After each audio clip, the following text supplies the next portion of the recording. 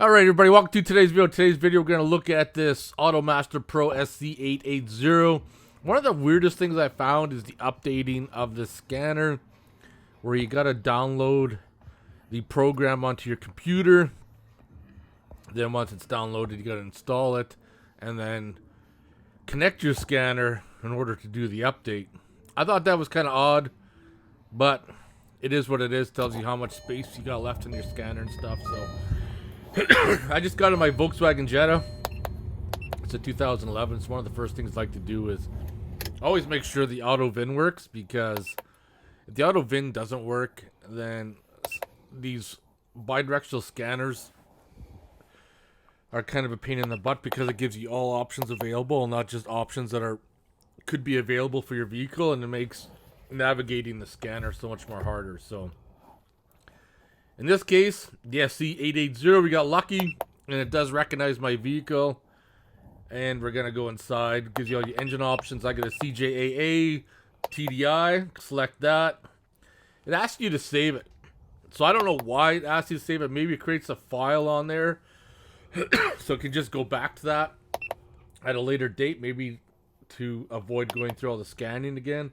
I'm not exactly sure, but I didn't play around with it that much. So going into the diagnosis section, I'm going to do a quick scan.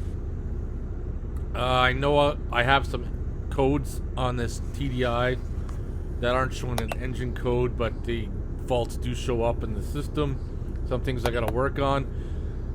So when you do the engine scan, you go to this screen here. It tells you what module the faults are in. I do find it's kind of a pain in the butt that you have to keep on scrolling down until it comes back up to the engine module and then what faults are related to the module. I wish it would just said that in the very beginning instead of having to scroll down. So basically I got a coolant fan fault, front passenger Kessie handle fault, some minor issues with the stereo for whatever reason. One of them is the coding, because I hooked up a backup camera. So we're going to scroll into the maintenance features. And one thing I want to point out is just because these maintenance features are listed, it doesn't mean that they're going to work for your vehicle. They're just a generic quick setup. It doesn't matter if you have a high-end scanner or lower-end scanner. These features will not work on every vehicle. As I'm going into the Volkswagen headlamps, because I just thought, well, maybe it might work, but there is no Volkswagen listed, so I can't do that. So I just kind of turned off the ignition, turned it back on. Now I'm going to go into the prime fuel pump. When you have a TDI, a diesel, where you need to prime the fuel pump after you change the filters or do anything to the fuel system, it's important to prime the system.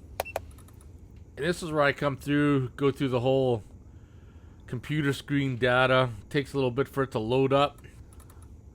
Waiting. It's kind of confusing the first time you go through it. So you go okay, read all that info, go okay. After I read it for a bit, ponder life, press okay, press okay again. We go to this screen, and it talks about running the cycle. So I go okay, and then this screen is where it's supposed to start, but I pressed okay, and then it basically just takes you right back to setting here. So then I go back in. Okay, I did this wrong, so we're gonna go through everything and go back to that screen. Yes, wait for it to load. Hit OK. Hit OK. Hit OK. One more time for luck. And now we're back at this screen. Now, according to this screen here, it is supposed to be running. So one cycle of 60 seconds is supposed to do this, but I can tell right now from being in the screen, the fuel pump is not running.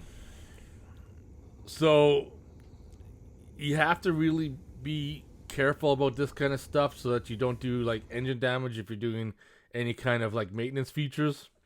So at this point here, I just was going to try it out in some other vehicles, but I said there isn't any kind of point.